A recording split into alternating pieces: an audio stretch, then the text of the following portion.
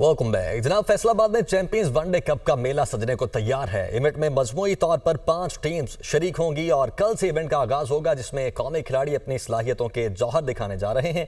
अगर फैसलाबाद के इकबाल स्टेडियम की बात की जाए तो वहां पर तैयारियां इस वक्त मुकम्मल कर ली गई हैं और शायकीन क्रिकेट भी पुरजोश हैं और खिलाड़ी और उनका कोचिंग स्क्वाड भी पूरी तरह से तैयार है। आज हमने खुसूसी दावत दी है पैंथर स्क्वाड के मेंटोर सकलैन मुश्ताक साहब को, जो कि इस वक्त हमारे साथ मौजूद हैं। Very warm welcome, Saklan Mushtaq Saab, and thank you so much for joining us. Thank you very much. It's my pleasure. बहुत शुक्रिया। अस्सलाम वालेकुम। कैसे हैं आप? वालेकुम सलाम। अल्हम्दुलिल्लाह बिल्कुल ठीक ठाक। हुजूर, सबसे पहले तो ये बताइएगा कि ये जो चैंपियंस कप है, इसकी प्लानिंग क्यों हुई, कैसे हुई और क्या मकसद इससे हासिल करना चाहते हैं हम? देखिए, ये चैम्पियंस कप में पाकिस्तान के जो टॉप 150 प्लेयर्स हैं वो आएंगे। ओबियसली जो 5 मेंटोर्स हैं वो अपनी 5 जगहों पे इन जो 150 लड़के हैं इनको डेवलप करेंगे ताकि पाकिस्तान जो है दुनिया क्रिकेट में जो है डोमिनेट कर सके। It will take time, overnight कुछ भी होने वाला नहीं है, बट आई थिंक पीसीबी ने जो इनिशिएटिव लिया है, मोहसिन नकवी साहब और उनकी पूरी जो टीम है, I think it's a great initiative. Intentions show की हैं कि भाई हम ये करना चाह रहे हैं, एक विजन सामने रख दिया है और 5 मेंटोर जो हमें इन्होंने एक टास्क दिया है, तो हम भी हमारी भी डे इन डे आउट बात होती रहती है कि यार ये जो 150 लड़के हैं इन कैसे बेंचमार्क्स बनाए जाए और ऐसी इनको करवाई जाए कि 3 साल के बाद जो है ये पाकिस्तान के जो खिलाड़ी हैं वो दुनिया को डोमिनेट करें। ऑब्वियसली है तो 3 साल का टेन्योर हमारा, मगर उसमें हम लोग देखेंगे लॉन्ग टर्म, शॉर्ट टर्म और मिड टर्म में कौन कौन से प्लेयर्स ऐसे फॉल करते हैं जिनके हम लोग लुक आफ्टर कर सकें। तो प्रॉब्ली हम लोग इन सारे खिलाड़ियों को हर एस्पेक्ट से ट्रेन भी करेंगे, इनकी लुक आफ्टर भी करेंगे, इनको डेवलप भी करेंगे और पाकिस्तान को फीड करेंगे। हो सकता है ऊपर वाले खिलाड़ी भी नीचे आएँ, जब खुदा न खास्ता कभी इंजरी होती है या कोई ऐसा फॉल्ट आ जाता है किसी प्लेयर में, उसकी परफॉर्मेंस में क्या कोई ऐसा इशू होता है, तो ये 5 मेंटर और उनकी जो टीम है वो उनको लुक आफ्टर कर सकेंगी और इसी तरह पूरे पाकिस्तान की जितनी भी क्रिकेट है उसको हम ये जो है हम लोग कवर अप कर जाएंगे। तो ये टॉप का जो टियर है उसको लुक आफ्टर किया जाएगा। और ये जो 150 लड़के हैं, ये खाली ये नहीं है कि ये सिर्फ जो है वो ये जो 150 लड़के हैं ये पाकिस्तान को भी फीड करेंगे और इसका बेंच जो है उसको भी स्ट्रॉन्ग रखेंगे और विद इन अपर टियर और जो बेंच है इनका आपस में जब कंपटीशन होंगे, जैसे ये कंपटीशन हो रहा है, तो एक दूसरे को चैलेंज भी करेंगे, जिसकी वजह से इनके स्टैंडर्ड्स जो है वो उसको हम लोग आगे लेके जाएंगे। सही। अच्छा, मेंटोरशिप पे मैं बाद में स्टैंडर्ड्स जो है जी मेंटोरशिप पे मैं बाद में आता हूं, लेकिन पहले ये बताइए कि जो 150 लड़के आपने सेलेक्ट किए हैं ये किस पैरामीटर के तहत सिलेक्ट किए हैं और किस तरह से इनको सिलेक्ट किया गया? ये जो पाकिस्तान के बेस्ट परफॉर्मर थे जिन्होंने परफॉर्मेंस दी हुई थी रिसेंट पास्ट में जो डोमेस्टिक क्रिकेट खेल के जो परफॉर्मेंस दे रहे हैं, ये सारे के सारे 150 जो है वो लड़के इन्होंने वहाँ से निकाले और उनसे 150 में से फिर हमारे स्पोर्ट्स स्टाफ ने बैठ के कि भाई हम कौन कौन से प्लेयर हैं जिनको हमें डेवलप करना है, वहाँ से हमने फिर जो है वो 35, 36 निकाले। 30 जो है उन 150 में से निकाले हमने और 5, 6 पाकिस्तान नेशनल टीम के खिलाड़ी हैं जिनको हम लुक आफ्टर करेंगे। जैसे हमारी टीम के अंदर है उसामा अमीर है, साइम अयूब है, इसी तरह शादाब खान है, हैदर अली है, जो पाकिस्तान खेले हुए हैं। ये सारे टॉप के जो 6 लड़के हैं ये हमारे साथ होंगे, प्लस 30 लड़के, तो ऑल टुगेदर 36 लड़के हैं।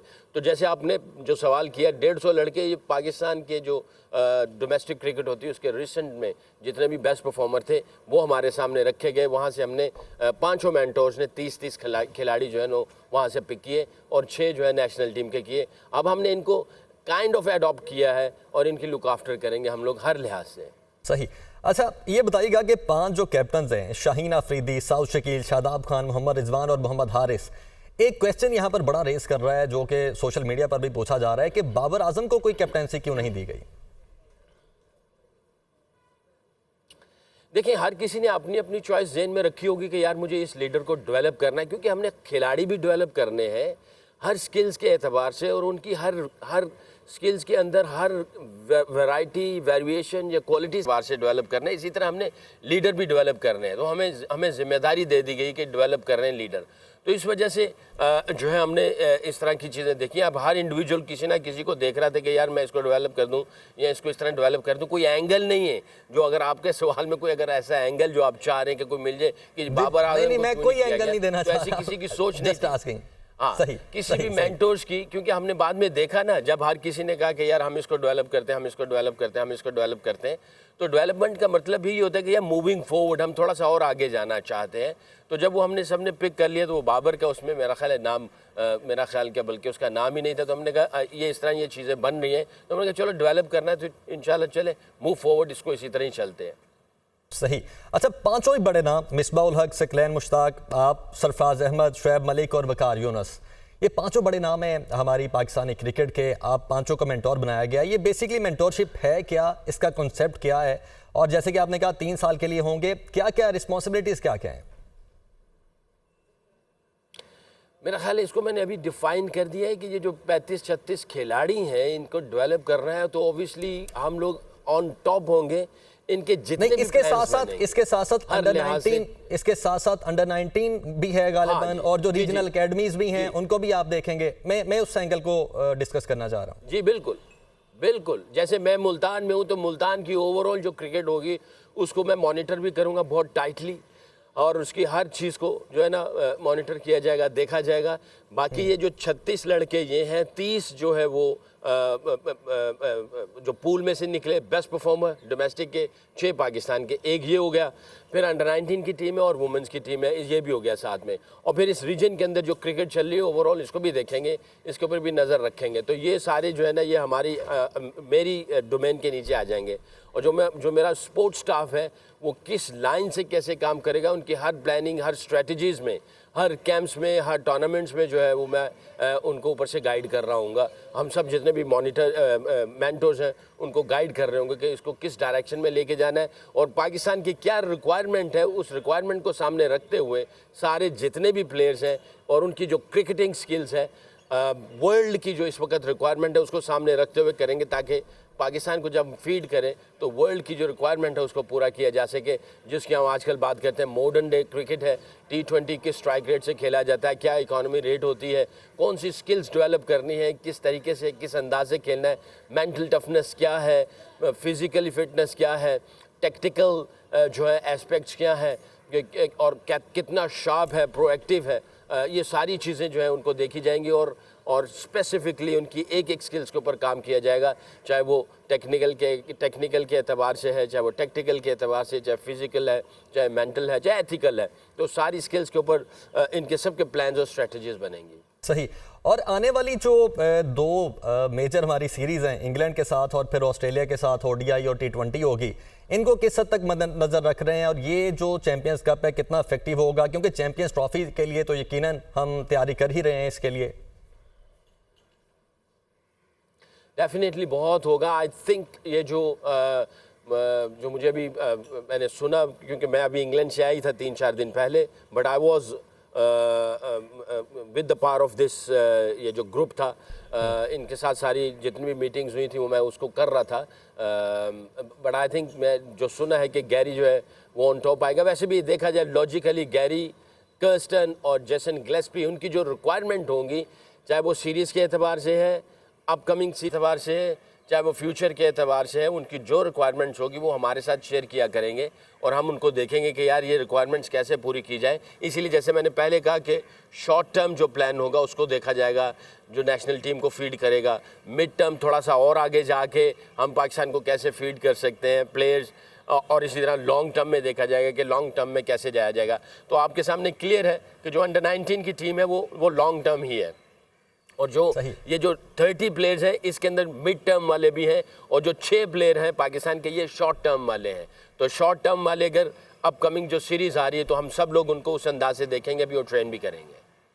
ठीक है। और सकलैन मुश्ताक साहब, एक जो सर्जरी का वर्ड हम सुनते रहे हैं पिछले कुछ अरसे से, यकीनी तौर पर विद इन अ नाइट या 1 नाइट में तो सारा कुछ चेंज नहीं होता, इसको कोई टाइम लगता है। तो ये जो चैंपियंस कप है, इसमें से जो लोग अच्छा परफॉर्म करेंगे, फॉर एग्जांपल अगर जो इस वक्त नेशनल क्रिकेट टीम में खेल रहे हैं उनसे ज़्यादा प्लेयर्स इस कप में अच्छा परफॉर्म कर लेते हैं, तो फिर क्या उनको नेशनल स्क्वाड्स में ऐड किया जाएगा?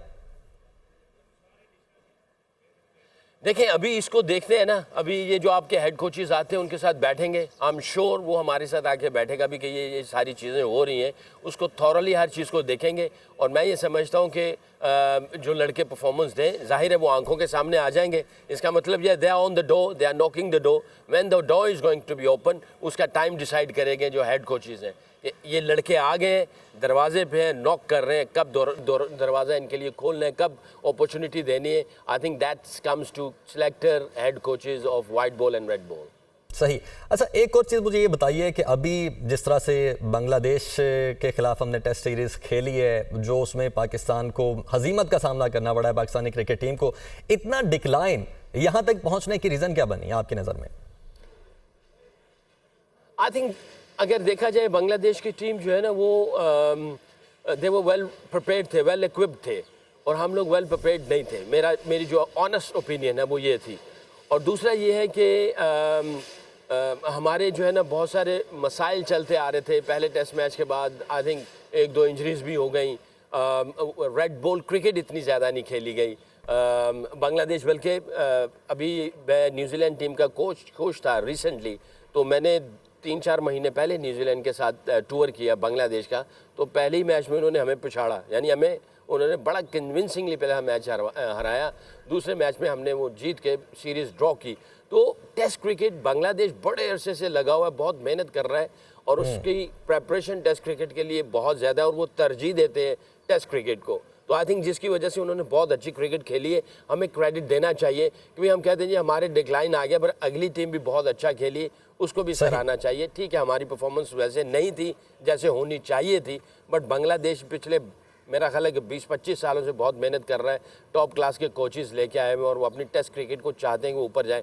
उनकी शॉर्टर वर्जन की क्रिकेट अच्छी है, बहुत आउटस्टैंडिंग नहीं बट अच्छी है, बट टेस्ट क्रिकेट में बहुत फॉल बिहाइंड कर रहे थे। तो उन्होंने बहुत इन्वेस्टमेंट की उसके ऊपर। देखें, एलन डोनाल्ड को रखा, कॉटनी वॉल्श को रखा, मैंने इनके साथ 3-4 साल काम किया। इसी तरह इन्होंने रिचर्ड पाइबर्स लेके आए, पिछले बड़े अरसे से वो टेस्ट क्रिकेट के ऊपर काम कर रहे थे। तो कहीं ना कहीं अल्लाह ने उनको रिवॉर्ड देना ही था। तो आई थिंक वो बहुत अच्छी क्रिकेट खेली उन्होंने। ठीक। अच्छा, बिल्कुल लास्ट पे, अब लास्टली कल आपका मैच है वुल्व्स के साथ, उसके लिए एक तो बेस्ट ऑफ लक, और तैयारी आपकी कल के लिए ओके, बेहतरीन? Thank you. बिल्कुल, all are super excited to perform tomorrow inshallah. Thank you. Really good couple of sessions. बहुत शुक्रिया जी, thank you. Thank you so much. Saqlain Mushtaq साहब हमारे साथ मौजूद थे, और ये जो कब का इनेकाद कल से होने जा रहा है, इस पर अपना दे रहे थे, और साथ ही साथ जो मेंटोरशिप का एक सिलसिला शुरू किया है पीसीबी ने, उस हवाले से अपनी राय दे रहे थे। अभी एक ब्रेक लेंगे, ब्रेक के बाद वापस आते हैं।